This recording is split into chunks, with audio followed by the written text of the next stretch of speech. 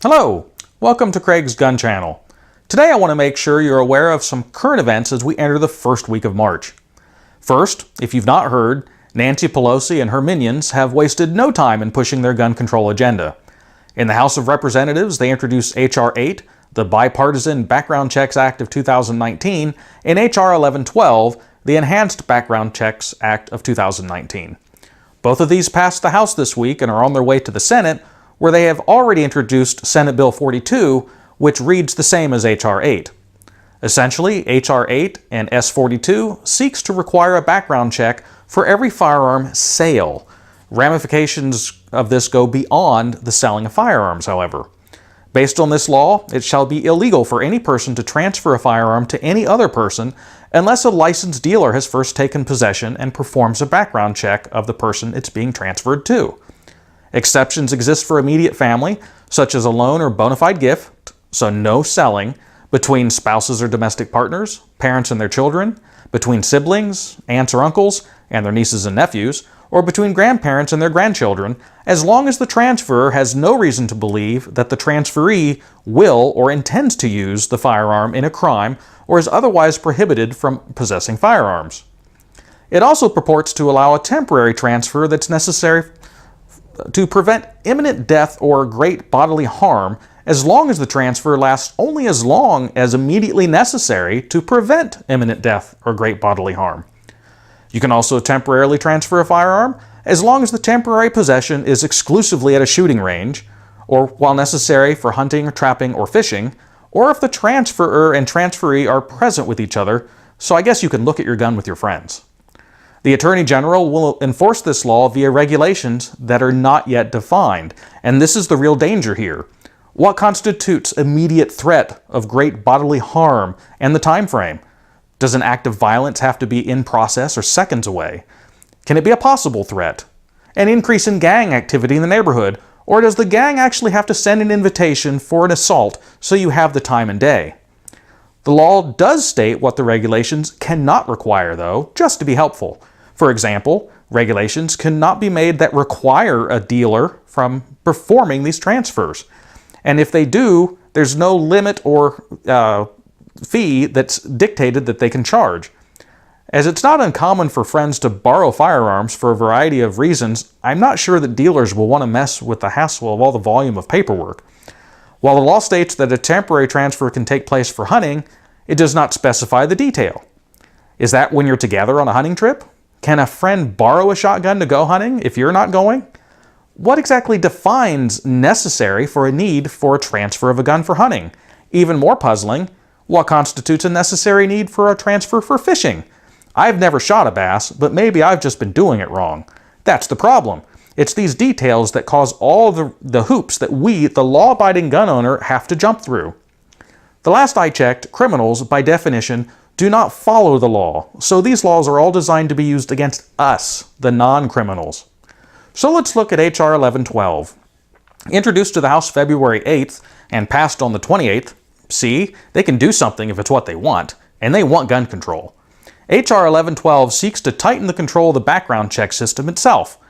Currently, when you purchase a firearm, an instant check via the National Instant Criminal Background Check System, or NICS, is performed. Approval or denial is either instant or delayed. If it's delayed, under the current law, if a denial is not received within 3 days, the dealer can proceed with the transfer. This law will increase that time frame to not fewer than 10 days, and also require the purchaser to submit a petition either via a website or first-class mail, stating that they feel there's no reason for the transfer to not go through, and request that the system respond within 10 days of the receipt of the petition. If no response is received via the system or via the petition within that 10 days, the transfer can go through. So in other words, the 3 days has been replaced with a requirement for a petition and up to at least 20 days elapsed time. If approval is never received via the system, or the petition is never sent, the transfer cannot proceed. And let's go ahead and discuss the bump stock ban and currently where we're at. As of March 2nd, the BATF's unconstitutional decision to state that bump stocks are now classified as machine guns is still in effect. Effective March 26th of this month, if you possess one, you'll be a felon in the eyes of the law. There are several lawsuits pending, and a request for an injunction to delay enforcement until these suits are settled has been requested. However, the most recent action, Federal U.S. Judge Dabney L. Friedrich on Monday, the 25th of February, rejected the injunction request. In the 64-page ruling, she stated that although operating a bump stock may cause slight movements of the trigger finger, it does not require a shooter to consciously and repeatedly exert force to depress the trigger multiple times. This is essentially totally incorrect. In point of fact, the NFA definition of a machine gun was determined by breaking down the mechanical operation of the firearm to its simplest definition. That being, a machine gun will allow for multiple shots to be fired with only one functional action on the trigger.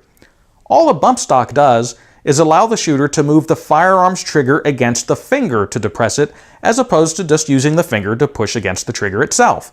In either scenario, the finger is in fact activating the trigger one time for every shot. That is why the BATF consistently determined that a bump stock is not a machine gun.